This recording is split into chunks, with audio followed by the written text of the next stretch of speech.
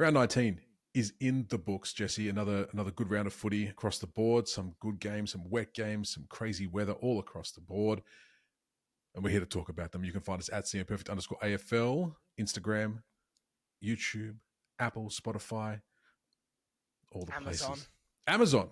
You forgot Amazon. I always miss one. Jesse. But what were your thoughts on the round that was? An important round, one that has shaped the top 8 potentially for the rest of the season now. We're at that point where we do have a gap starting to open in that regard, but equally, one that's blown the race for top of the table right back open as well. I think, there's no real narrative change from 10th through 18th, except for maybe one or two minor narratives, but there's a big change in narrative at the top, and there's a big change in narrative around that 7th to 8th bracket. Yeah, 100%. Very important win for a few teams, that's for sure. But let's start off with Thursday night, Jesse. We had the primetime Bombers, 7-14-56, going down to the Giants, 16-8-104. Why do they keep getting these games? They've got Friday night next week as well. What's going on? Floating fixture, by the way. Floating fixture. They had their choice. Look, pretty pedestrian kind of win for the Giants, I would have thought. What are your thoughts on this one, Jesse?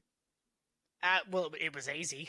The result was not remotely in doubt. Essendon are so far off the pace of a side that is potentially still not safe in that top 8 at the moment. Like I still think you're talking 3 to 4 teams that aren't yet, I would say, going to be fine. The Giants are one of those.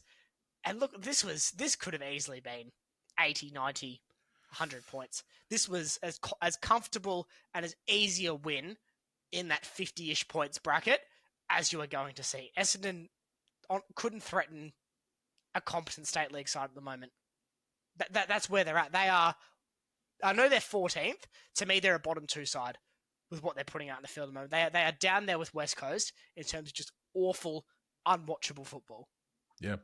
It's a couple of weeks now in a row, or at least in the last 2 or 3 weeks, that the opponent for the Bombers has not appeared to be trying all that hard, and have very easily beaten the Bombers. Well, they've not kicked 100 points in their last 2 weeks combined, and they've played in an okay GWS side who kicked 100 themselves, and a terrible Richmond side who, to their credit, have now started to win games again. Bomberometer, Essendon a 3.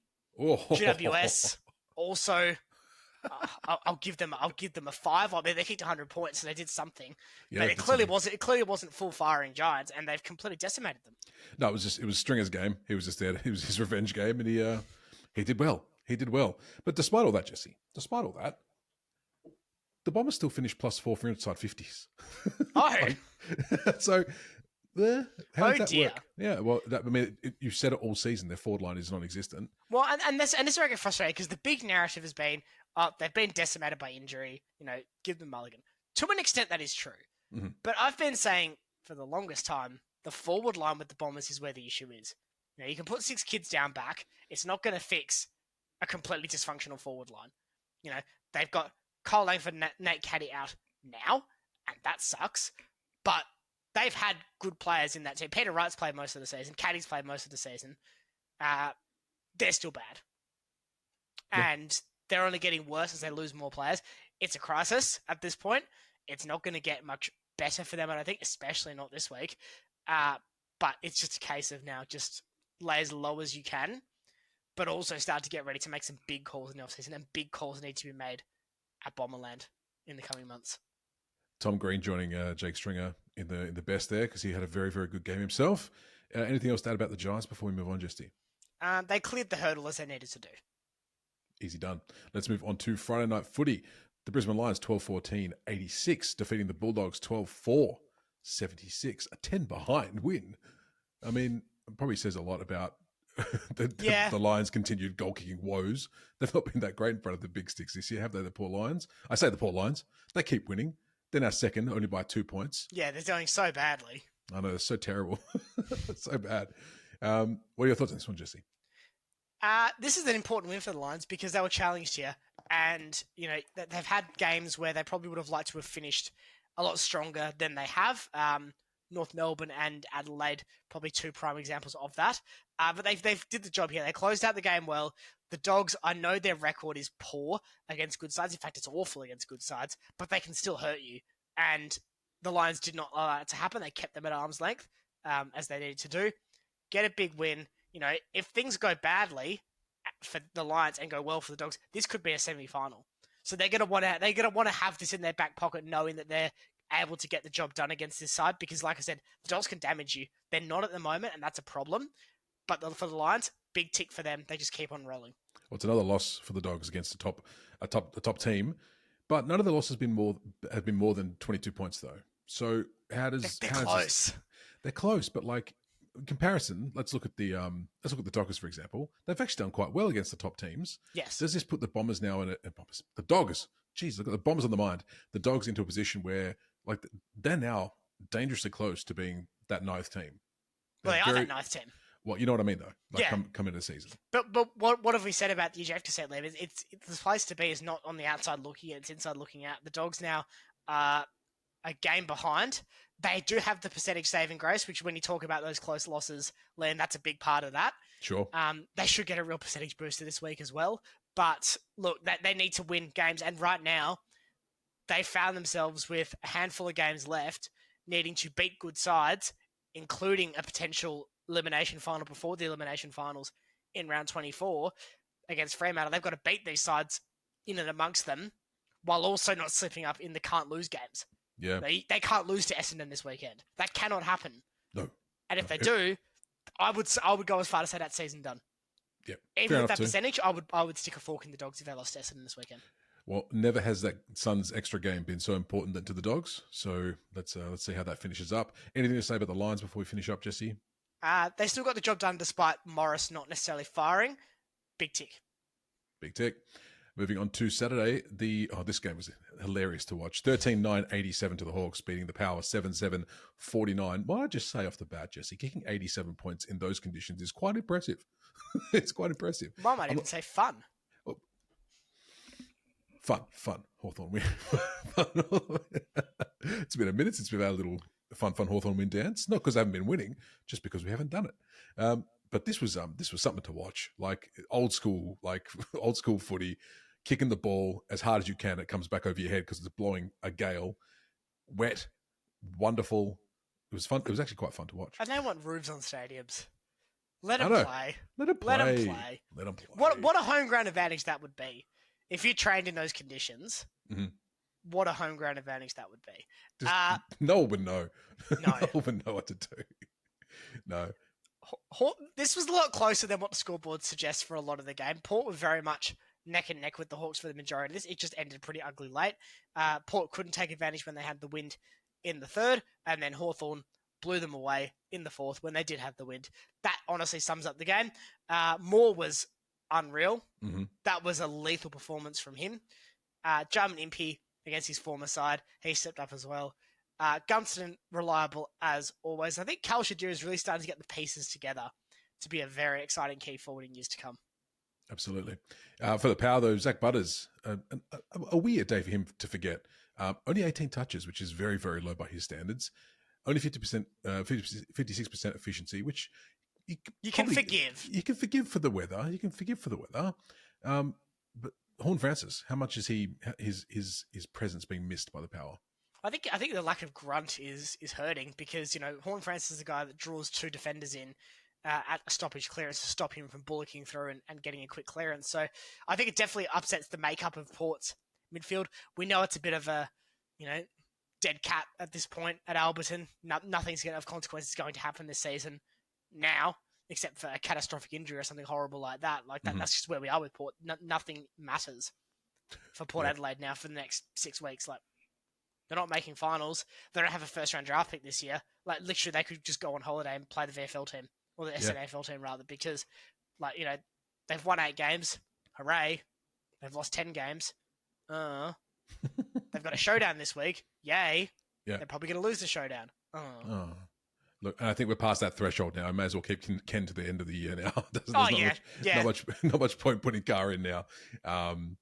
But no, it was a very, very good win for the Hawks. Much needed, especially coming into the finals. So, because they needed that to make the finals still, because they're still in that conversation. but a big win for them for sure. Let's move on to the next game at the SC. Oh, actually, just quickly, going back to this one. 12,000 braved that weather. That's pretty good for Lonnie. Well done. Anyway, just wanted to say that. SCG on Saturday, the Swans 12-12-84, getting it done over the Kangas 7-11-53.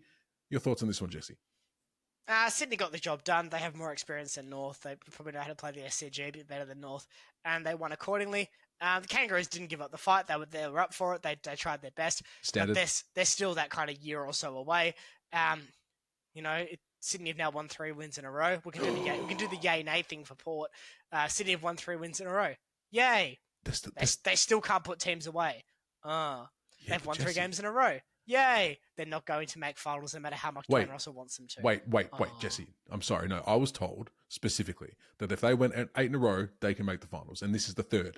Okay, they've won 3 games in a row. Yay! They play GWS next week. There you go. Dear. Well, let's quickly talk about Heaney though, because he was stellar in this game. Absolutely, first time in championship data, recorded history, has someone done a 30+ possession, 5-goal game, dominated everything. You don't want to put it down to your opponents, but hey, when you're on the park, you got to do it, and he did it with aplomb on the weekend. What were your thoughts on Heaney's game? And Grundy, he was the difference, wasn't he? He was, and Grundy as well. But I mean, Grundy probably, to be fair, with no Cherry, Comden going down early-ish. I can bring stats too. Grundy's hit-up performance is one of the top 20 of all time in VFL AFL history. 62, not even his best effort ever. No. Oh, well, that's, like you said, Sydney got the job done. They had to. Was probably somewhat expected. Let's move on to the Blues versus the Demons at the MCG. Carlton getting a win, 12-6-78, beating Melbourne 10-10-70. Geez, I think we were both we both had pretty strong. Actually, no, you went really strong on Melbourne in the confidence points. But the Blues getting it done, Jesse. Yeah, they did. A much needed win for Carlton because, it can't go on like that. No. It can't. It just can't for a team like Carlton. Mick McCarthy be damned. It cannot go on like that. And it didn't. They got the win here as they needed to do. Patrick Cripps had his best game all season. Charlie Kerner remembered what the goals were. Ashton Moyer had a big game as well. That's a big tick for them, getting some exciting talent in and around these experienced vets who aren't performing consistently at the moment. Important. Disappointing for Melbourne, though. And, all of a sudden the attention turns back onto Simon Goodwin because this is a bad loss for them. I think. Like, this is a team. You're not going to face a team like Carlton at a better opportunity. They've still got a talented list, but the pylon's been enormous. The players have been underperforming. You've got to execute your basics here and make sure you don't allow Carlton to get momentum. And what did they do? They didn't execute their basics and they allowed Carlton to get momentum. Kazai Pickett can't do it by himself.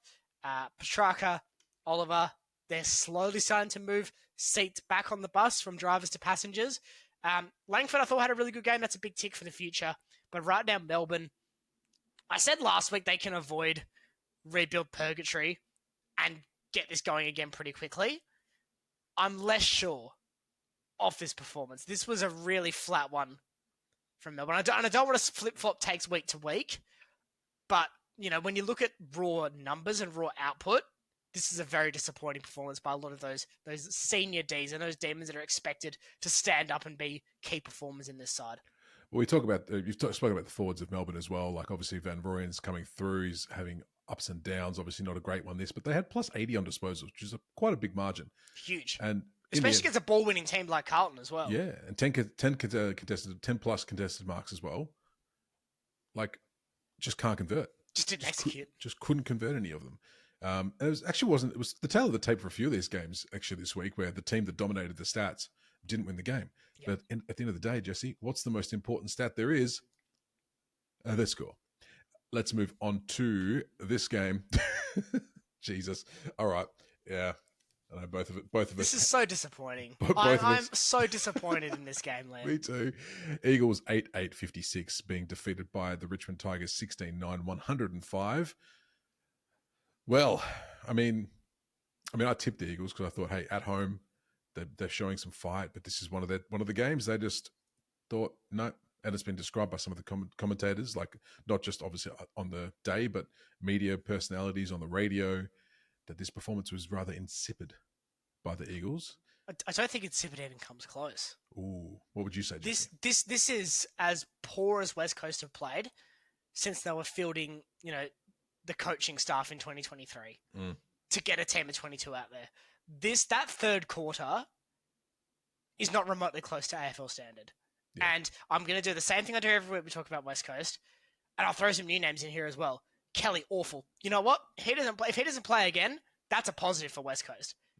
He is contributing nothing. If they can get so much as a packet of chips from Essendon for Liam Ryan, you do the deal. Cripps, it's been emotional. It's been fantastic. It's time for you to finish up as well. These senior players are failing the kids. Yeah. And what type of development is this for Harley Reid, for Hutchinson, for Jimby?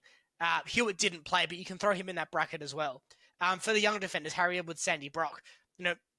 Where is the development when your club captain is burning teammates to turn the ball over 40 metres up the line? It was that third quarter was horrific. I mean, it was horrific. And I'm on the record of saying I do not want this for West Coast. WA football and football in general is stronger when both WA teams are doing well. Yep. This is almost feels like a new low this season. Being smashed by a team that was barely expected to win 2 games. Well, now West Coast aren't going to win 2 games because not beating anyone else this season off that was appalling. Yeah. They've not scored more than 70 points, Jesse, since they played Geelong in round 12. So that's awful. I mean, there's a buy in there, but that's still horrendous. Yeah. Jack Williams didn't touch the ball at all. At all. Not hyperbole. He had 59 minutes of game time and did not register a stat. Ooh, that is rough. That is rough. But on the flip side, Job Shanahan is a player for the future. He's before we move to Richmond. Shanahan, watch out for him. And if there's anyone that could spark some enormous turnaround in the Derby next week, and you never say never in a game like a Derby. Nope. I do think Job Shanahan is the guy. Jack Petrocelli as well, off to pasture. Yep. Yeah, I've been saying that for a little while. Well, what's your? I know he's subs. That's a little bit harder to judge, but not when he came on. I didn't think, wow, Jack Petrocelli's going to change the game. Yeah, that's fair. Let's talk about the Tigers because it's a big win for them, probably their biggest win in some time. Yeah, huge win. Huge. Not as big as their win against Carlton, I don't think, in terms of belief and galvanisation, but a really big tick in Adam Uze's copybook that he's got this team trending in the right direction.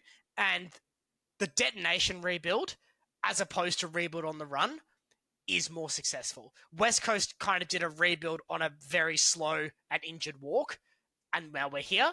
St Kilda and Essendon have tried to rebuild on the run. It's been a disaster. Richmond hit the brakes, got everyone evacuated out of the car, left Dan Rioli at Gold Coast train station via Coolangatta Airport, and now look at them. And again, they have not been amazing at times this season. In fact, they've been quite dreadful at times this season. But Liam, you just have to look at the ladder with the Richmond Football Club. They're 16th. They were probably consensus last or second last coming in, but they've won 5 games. That's a huge, huge season for Richmond. You want to talk about teams that have outshone expectations? Richmond up there with me with an Adelaide. Yeah. Or potentially with a Gold Coast or a Fremantle in terms of outshining those expectations. You're not going to find many that have done that better than Richmond this season, in my view. No, and some of their best players at the moment, they're leading the way, are their more senior players. And that's what you need when you've got a young team.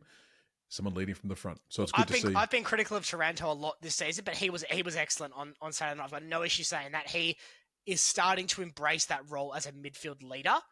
And when he does that and when he can command, and look, he probably was playing the right team to do that against, but you've got to show those qualities. And Taranto did on Saturday night. Absolutely. Just let's move on to Sunday at GMHBA. The Geelong Cats 17-13, 113. It's a nice score to say. That's a very nice number. 17-13, 113. Oh, beautiful. Beating St Kilda 12-10, 82.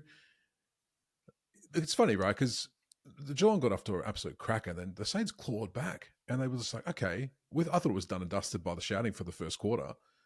But then Saints showed a bit of fight, a bit of grit. Brought themselves back into it.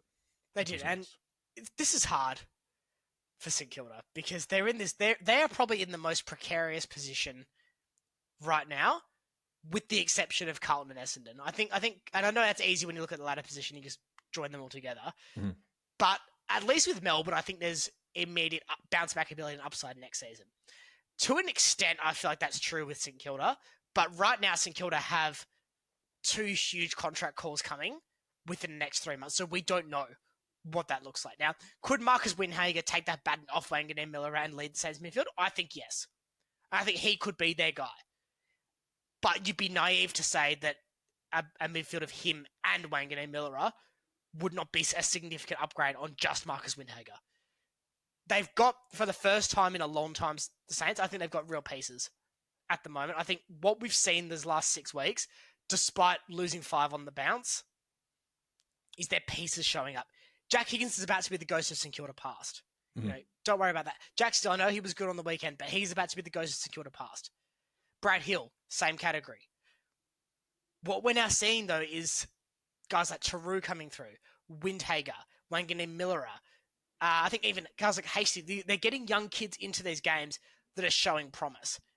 Dan Butler's injury, as gruesome as it was, might be a blessing in disguise because they're forced to look at more options.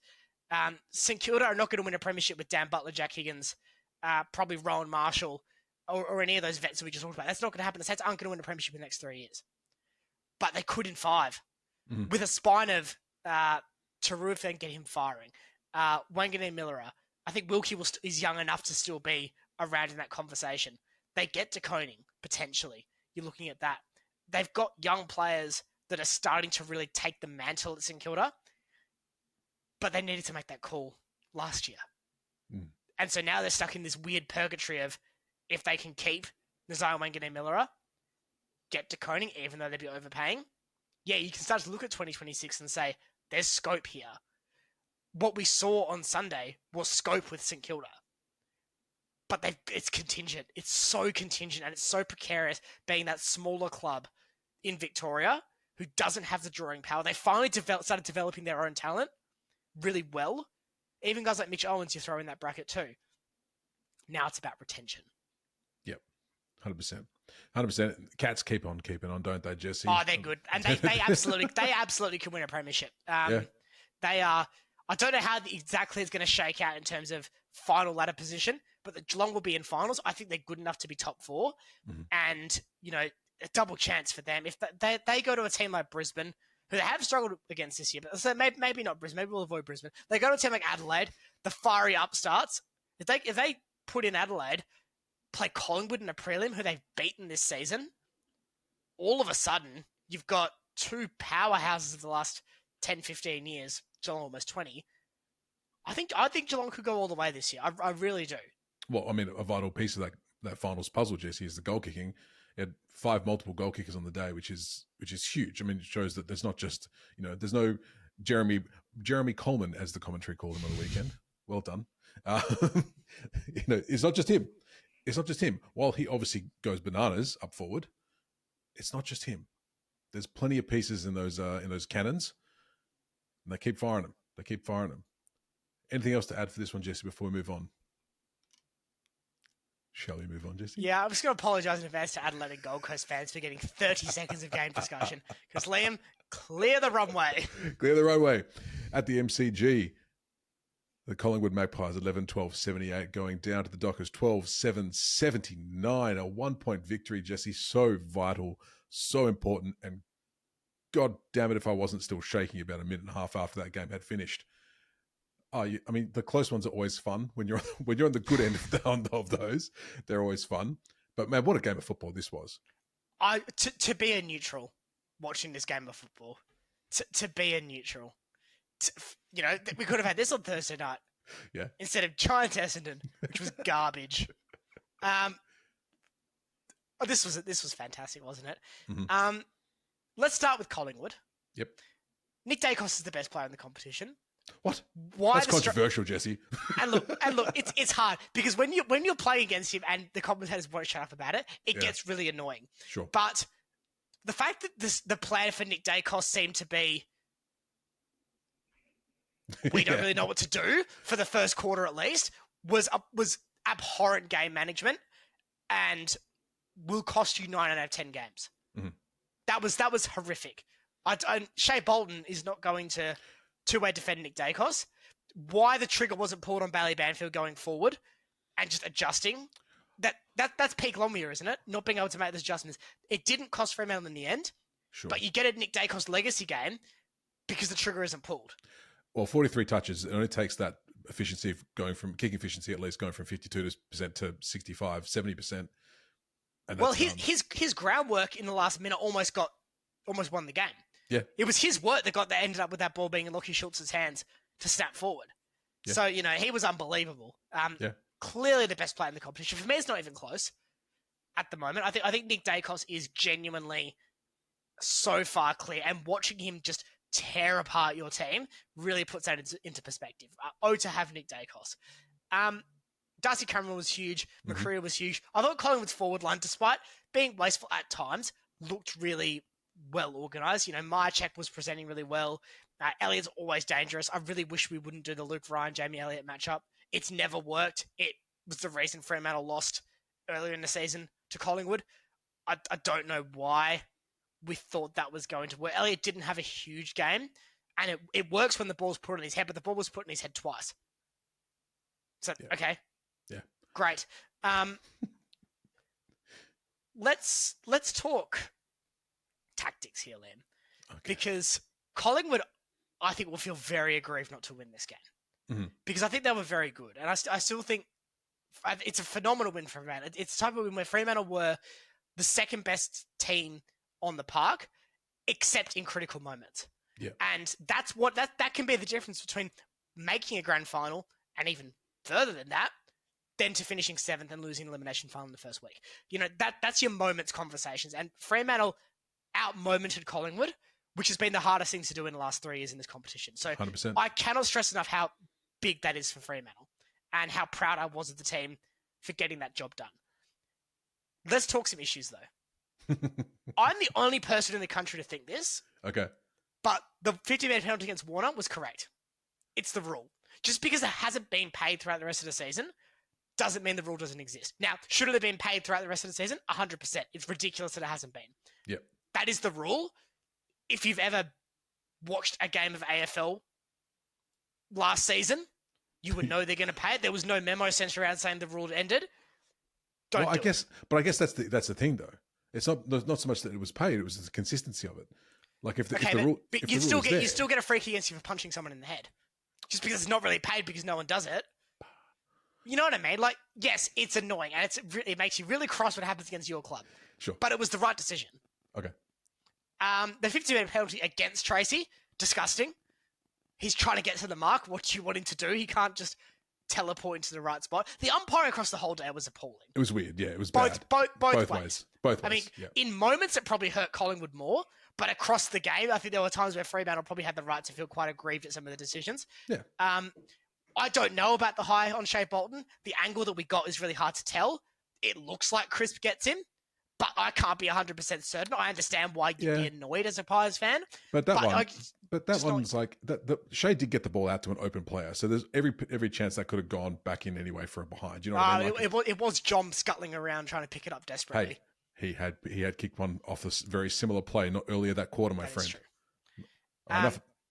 It just very quickly. It looks season ending for Johnson. That's a real shame because he's starting to get where he needs to be. Caleb Sarong owns the MCG. Pat Voss owns the MCG. They can build their houses wherever they want on that turf. They absolutely dominate. Hang a second. No, we've spoken about all the bad stuff. We're not going to gloss over these momentous occasions for Patrick Voss kicking 6, Jesse. Wasn't that special? Oh, come off it. Come on, Patrick Voss kicking 6. You've upset me here. Why? You upset me. He was fantastic. He was so good. He was making leads. Exploited Darcy Moore. He did. And I will say this though, isn't it amazing what happens when we put our eyes down and actually see a lead and actually kick to a lead? Isn't it great, Freo? Do this all the time. All the time. Obviously, Sarong, like you were saying before, 37 touches, I think it was, just absolutely just carved up. I mean, Hayden Young looked good in his last quarter coming back off as a sub as well. Apart from spearing the ball straight into the arms of a gleefully weighted Collingwood defender. That was strange. I think it was Voss. I think it was Voss who was leading into the pocket, so I know what he was trying to do. I just think he didn't see the Collingwood player standing right in the middle of the way. All he saw was the 2 red glowing eyes of Voss charging towards the ball. Oh yes, that one's good. Clark was great as always, but no, I think you've said it at the start, Jesse. It's just like how important this is for Freo, because we both know, as Freo supporters, and I'm sure lots of Freo supporters are the same. As soon as Geelong got out to 22 points ahead in that... Geelong were in a different game. Flip. Which would have made the win even more impressive. I heard your dog barking, said the Cats. Collingwood about 22 points early in that final quarter. We were actually counting how many goals they were going to kick on us in a row, and if Fremantle were going to lose by 10 goals, because that's usually what Freo does. But no, and it was kind of par for the course for this game. Collingwood kicked out away, Freo brought him back in. Collingwood kicked away, Freo back in. And I think it says a lot about our resolve for our young team to be able to do that in such a massive stage. And I'm not going to get on board the flag mantle stuff just yet. Everyone calm down. Please calm down. There's still 4 more games to go this season. 5. So we've still got to get there. We're not there yet. No. We have a habit of winning the really hard ones and losing the really easy ones. So we'll see what the next 3 weeks holds for us. But I have one more thought before we move on. Okay. To back 6, I think that's your best 22 for the rest of the season. I don't think you bring Alex Pearce back. Well, I mean, it's hard to argue. I think we were better for not having him in the side. Look, Omac's a tradesman. You need a tradesman against these very quality ball orbit forwards. You can swap Omac onto Myercheck, onto McStay. He can play small, he can play tall. Guy like Mason Cox goes down, at least he can be competitive in that matchup. Pearce doesn't have the versatility, and right now we need, if Fremantle want to contend in finals, they need Swiss Army knives. McDonald's that. Yeah. You can work on his kicking though, but that's okay. Yes. But I mean, to be under the amount of pressure from Collingwood and only concede 1 goal, I think it was in the second quarter, could have been the third, but the whole game is just a blur for me now. But to have that much pressure coming in constantly and only concede 1 goal is enormous. Let's move on, Jesse. Like you said, we've only got 1 more game to go. We've got a couple of minutes. Let's get it out there. I mean, to be fair, what's to talk about? Adelaide 16-11-107 defeating the Suns 6-10-46. What there is to talk about is that was very disappointing for the Suns. Hugely disappointing. Like to be 59-4-ish, I think at halftime or something like that is not where they'd want to be after the season they've had. No. And it puts them in danger now, Liam. It puts them in one of the worry seats because their percentage is inferior to the Dogs. Yeah. So yes, they've got a good run home. Yes, they've got a game in hand.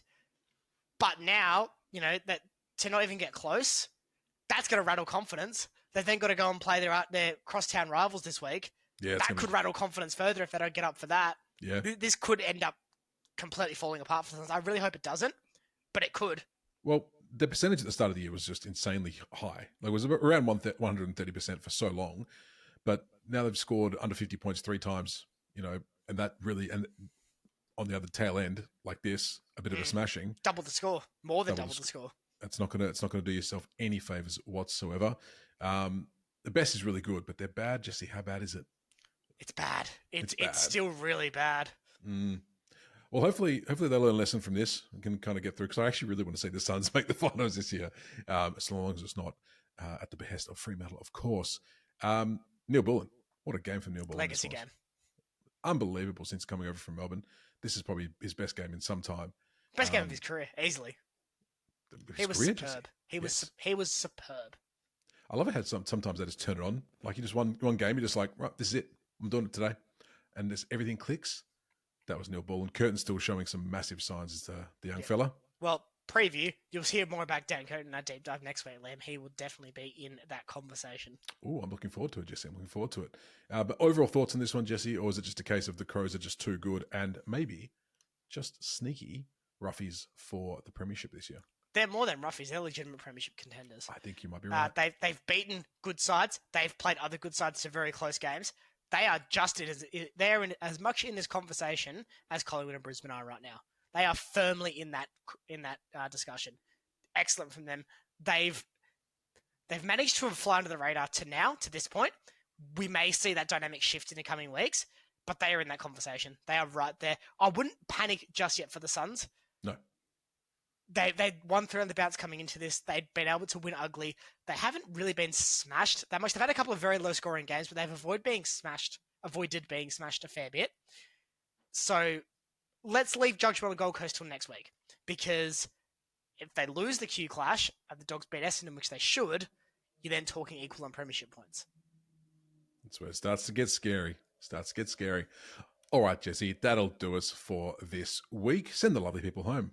Thank you, everyone, for tuning into the Centimetre Perfect AFL podcast. If you are on one of our preferred podcasting platforms, a review is much appreciated. If you're on Spotify, you can comment with your biggest takeaway out of round 19. The same can be said for those on YouTube. Drop a comment in below with what was your biggest takeaway from the weekend's footy action. A like and a subscribe if you are enjoying what we are putting out never goes astray. And the notification bell, despite Liam's metronomic upload schedule, will keep you up to date, which just quietly, Liam, this week, might have something a bit extra. To dangle in the release schedule. So that's all very exciting. But the best type of review you can give us is word of mouth. And we want this word of mouth to travel around the entire globe today. So I want you to tell your friends, tell your family, board a Qantas Link flight, get to Utah Stadium, and just whisper in that wind. Because that wind will travel around the world. Until next week, thank you for tuning in. This was the Centimetre Perfect AFL podcast. Bye, everybody.